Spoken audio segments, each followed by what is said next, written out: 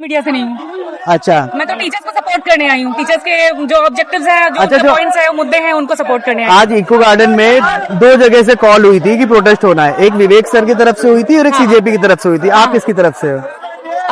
मैं असल में दिक्के जी जो बोले कि हम आ रहे हैं, वो ज्वाइन कर रहे हैं इसे, तो उसके बाद मतलब मोटिवेशन आया कि हमको भी पहुंचना चाहिए। सही है। और आना चाहिए। आप वैसे क्या आप पढ़ते हो, एग्जाम दे रहे हो कि क्या? No, I had been a teacher since 16 years। Support में यहाँ आई हूँ। हाँ। तो एक्चुअल जो एक क्वेश्चन मेरे मन में है वो ये है कि जो एग्जाम लीक की और अनियमितताओं की बात हो रही है, आज सरकार, चलिए अभी मैंने देखा यहाँ पे जो मेन ये लोग मांग है वो ये है कि हमें स्कोर कार्ड चाहिए। अगर स्कोर कार्ड मिल गया आज और ये प्रोटेस्ट खत्म हो जाएगा, लोगों को संतोष हो जाएगा, कहेंगे ठीक है स्कोर कार्ड मिल गया। लेकिन कल फिर अगले साल 2 साल बाद ये फिर से यही चीज रिपीट होगी, तो ये सिस्टम कैसे चेंज हो सकता है? ये सिस्टम वाकई में चेंज तभी होगा जब का जो डिमांड है रेजिग्नेशन का, अगर वो वाकई में एक्शन में आता है तो मुझे लगता है कि सिस्टम में बदलाव आना शुरू हो जाएगा। क्योंकि जनता को दिखाना पड़ेगा कि उनकी क्या पावर है, यूथ को बताना पड़ेगा कि उनकी क्या पावर है, और उनके पावर के थ्रू यदि ये चीजें एक्शन में आती है, उनका रेजिग्नेशन एक्सेप्ट हो जाता है, तब वो भविष्य में शायद सिस्टम में कुछ बदलाव आएगा कि यूथ कुछ कर सकती है। अंदर ही अंदर शायद क्या कहते हैं, देश के हर नेतृत्व को ये बात मालूम है कि जो सबसे बड़ी पावर है वो यूथ है। यस। हाँ, सबसे बड़ी जनसंख्या जो है वो यूथ की है, तो वो लोग जानते हैं कि यूथ के पास पावर है। लेकिन अगर एक रेजिग्नेशन मिल गया तो मैं ये जानना चाह रहा हूँ कि जो प्रोटेस्ट करने वाले लोग हैं उनको क्या ये चीज की समझ है कि सिर्फ एक रेजिग्नेशन नहीं चाहिए, बल्कि कोई भी अगर गलती करता है तो उसकी अकाउंटेबिलिटी हमको चाहिए? बिल्कुल वही चाहिए, और इसी मुद्दे के कहीं तो इनिशिएटिव लेना पड़ेगा ना। शुरुआत यही है, मैं कह रही हूँ आपको। तो ऐसी शुरुआतें तो कई बार हो चुकी है, पर ऐसा नहीं हुआ है सर। आप एक छोटा सा एक ऑर्गेनाइजेशन देख लीजिए कि वहाँ पर किसी से कोई गलती होती है, एक एम्प्लॉय ही ले लीजिए, XYZ जो भी हो, उनसे कोई गलती होती है तो उनके ऊपर क्या एक्शन लिया जाता है? ये तो देश का मसला है। यहाँ अरबों की आबादी है, आप देखिए यहाँ पे करोड़ों की आबादी में, और कितने अफेक्टेड लाइफ हुए हैं यहाँ पर। मतलब एक लाइफ अगर परिवार का कोई एक मर जाए तो हम सोचते हैं कि कितनी बड़ी ट्रेजेडी हो गई हमारे साथ। हमारे देश का कितना युवा मरा है, आपको भी पता है काउंटिंग में नंबर्स में कितना है, उनके परिवार की क्या स्थिति होगी। मैं कह रहा हूँ काउंटिंग में नंबर ना भी जाता हूँ, अगर एक भी मरे तो भी बहुत बड़ी बात है, क्योंकि हम जानते हैं कि उस एक की क्या वैल्यू है उस परिवार के लिए, है ना। तो उस पेन को हमको देखना होगा। और अगर ये चीज अगर उठता है तो नेपाल में हाल ही में आपने देखा है कि युवा ने क्या से क्या कर दिया है। तो हमारा देश बदल रहा है, युवा की सोच बदल रही है, युवा एक्टिव हो रही है, सेंसिबल हो रही है। आपको लगता है कि ये जो बात आपने बोली है इसको बहुत गलत तरीके से पोर्ट्रे कर देते हैं कुछ लोग, और इसको क्या कहते हैं, एंटी नेशनल बता देते हैं कि ये वो करना चाहते हैं जो दूसरे देशों में हो गया, ये हमारे खिलाफ बोल रहे हैं? तो खिलाफ में तो है ही नहीं ना, हम तो देश के हक की बात कर रहे हैं कि देश में सिस्टम अगर सही हो जाए तो ये मतलब ये आंसर मैं ये चाहता हूँ आप उन लोगों को दे जो इस तरीके की बातें करते हैं। हाँ, अगर मैं देश में चाहती हूँ कि सुधार हो तो ये देश एंटी नेशनल कैसे हुआ?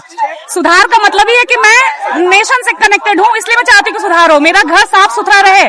मैं हमेशा प्रयासरत रहती हूँ, सुबह उठते ही मैं अपना घर साफ करती हूँ। तो मैं अपना देश क्यों नहीं साफ करूँ? अच्छा, एक छोटी सी और बात है, इसी बात पे चलते, हमने जब जंतर मंतर वाला प्रोटेस्ट देखा था, उसके बाद में जब प्रोटेस्ट खत्म हुआ तब हमने वहाँ पे देखा कि वहाँ पे बहुत सारी गंदगी छूट गई थी, लोगों ने काफी लिटर कर दिया था। हाँ। और वो उठा के भी नहीं गए। लेकिन जब हम नेपाल की बात करते हैं तब हम लोग ये देखते हैं कि वहाँ के प्रोटेस्टर्स जो थे उन्होंने वो हर चीज साफ करी थी, उन्होंने वो जिम्मेदारी उठाई थी। तो क्या यहाँ का युवा ये नेतृत्व लेने के लिए तैयार है, आपको लगता है? डेफिनेटली सर, ये मेरा मुद्दा है और ये मेरा मेन मुद्दा है। I have been an influencer in social media, तो मेरा ये मेन मुद्दा है कि हमारा पहले हमको जागने की जरूरत है। लेकिन जंतर मंतर पे हम लोगों को ये देखने को नहीं मिला वो चीज। और आप देखेंगे मेरे बहुत सारे रील्स इस पर बने हुए हैं कि मैं किस तरीके से लोगों को जागरूक करती हूँ कि पहले सुधार हमको अपने अंदर से लाना पड़ेगा। अच्छा, एक ये सारी चीजें देख के एक चीज ये भी लगती है कि नेतृत्व की कहीं कमी है। नेतृत्व की है सर। आप जानते हैं एक चीज और क्या है कि जब हम फॉरेन कंट्री में जाते हैं, आप कहीं बस थूक और यहाँ थूकने पर मार पड़ जाता है। अभी आपने देखा महाराष्ट्र का एक केस हुआ है जहाँ बस एक कैब ड्राइवर जो था उसने कहीं थूक दिया, एक बुजुर्ग को मार दिया, उन्होंने बस रोक दिया। तो वहाँ पे वो बुजुर्ग जो था वो जागरूक था, जिन्होंने रोका उनको ये काम करने से। लेकिन हमारे अंदर की जो चेतना है वो उसको एक्सेप्ट नहीं कर रही है, और ईगो में लेकर के कि गंदगी फैल रही है तो तुम्हारे घर का क्या जा रहा है, तुम्हारे बाप का क्या जा रहा है, ये स्टेटमेंट उनका रहता है। ये वैचारिकता कैसे जाएगी युवाओं के अंदर? इनको बार बार रिपीटेशन में बोलते हैं ना, जब कुछ चीजें रिपीटेशन में होने लगती है, घटने लगती है, तो वो चीजें लाइफ में अप्लाई भी होने लगती है। अच्छा, एक लास्ट क्वेश्चन, आप बहुत अच्छे आंसर्स कर रहे हो, सोचे से आपसे पूछ रहा हूँ कि जैसे सीजेपी आई है, ये अभी कोई पॉलिटिकल पार्टी नहीं है, ठीक है, एक वैचारिक पार्टी हम लोग मानते हैं, लेकिन उसमें अभी चूंकि ये नया मुद्दा है, हर आदमी जोश में है, हर युवा जोश में है, वो बदलाव चाहता है, इस वजह से वो उनके साथ खड़े हो रहे हैं। लेकिन क्या आपको लगता है कि एक अगर सफलता मिली तो उसके बाद नेतृत्व की लड़ाई उस जगह शुरू होगी और वहां दिक्कत होगी, वो पार्टी खत्म होगी? डेफिनेटली होगी सर, क्योंकि ये एक्सपीरियंस नहीं है ना, जो भी है उनके ऑब्जेक्टिव्स बहुत अच्छे हैं और लोगों को भला करके ही सोच करके ये यहाँ उतर रहे हैं। लेकिन नेतृत्व में लीडरशिप आपके अंदर कितना है वो तो आपको जब ग्राउंड में उतरोगे तभी मालूम पड़ेगा ना। तो मैं यहाँ बस किसी पार्टी के सपोर्ट में नहीं हूँ, मैं सिर्फ और सिर्फ उनके ऑब्जेक्टिव्स जो उन्होंने उठाए हैं, जो उनके मुद्दे हैं वो उठाए हैं, मैं उनके सपोर्ट में यहाँ आई हूँ। मैंने जानबूझ के ये क्वेश्चन आपसे पूछे हैं ताकि अगर ये वीडियो कल को वायरल जाए या कोई भी देखे उसके बाद मालूम चले सीजेपी को कि उनको अपने नेतृत्व के ऊपर काम करने की बहुत ज्यादा जरूरत है। Definitely sir. और दूसरी बात, लोग जो पार्टी का सपोर्ट करते हैं तो मैं वही कहती हूँ लोगों को कि आप ना जो खड़ा है सत्ता में उसको उसके पॉइंट्स देखिए, उनकी दृष्टि देखिए, वो क्या कार्य कर रहे हैं उनका सपोर्ट करिए, ना कि आप पार्टी का एक अंधभक्त बन करके बैठ जाए यहाँ पे। लेकिन फिर उनके साथ विवेक सर जैसी हरकत होगी, उनको क्या कहते हैं टुंडला स्टेशन से उतार लिया जाएगा, वही एक नेतृत्व आ जाएगा और उसकी अगर लोग उसकी अगर आइडियोलॉजी को फॉलो करना शुरू करेंगे तो उस व्यक्ति को खत्म कर देते हैं। ये तो ट्रेंड बन रखा है। ये तो हो ही रहा है, लेकिन आप ये बताइए कि कोई एक उतरेगा तो उसको खत्म कर दिया जाएगा, लेकिन जब मास उतरेगा तब उसको कैसे खत्म करेगा कोई? बस मास तक ये बात पहुंचानी है। जरूरत है। हमारा कंट्री जो है इतने स्टेट्स में बटा हुआ है, आप जगह जगह देखेंगे कि लोग कर्नाटका वाले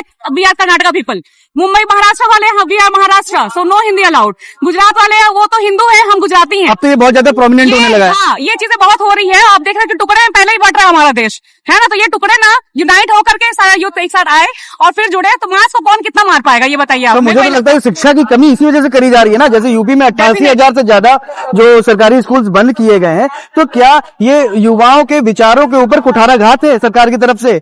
है सर, और क्वालिटी मेंटेन नहीं हो रही है। आप प्राइवेट स्कूल जाके देखिए, यूपी में मैंने बहुत सारे प्राइवेट स्कूल विजिट किया है, वहां पे टीचर्स की क्वालिटी है ही नहीं। Degree holders you will not find anywhere. Professional उनका प्रोफेशन है टीचिंग, लेकिन उनके पास वो बेसिक डिग्री नहीं है जो टीचर्स को चाहिए। तो वो क्या रखेंगे एक्सपेक्टेशन उनसे कि वो क्या शिक्षा देंगे उन बच्चों को जो कि भारत का भविष्य है। तो यहाँ पे ये बात यहाँ पे से उठती है। Thank you sir, thank you.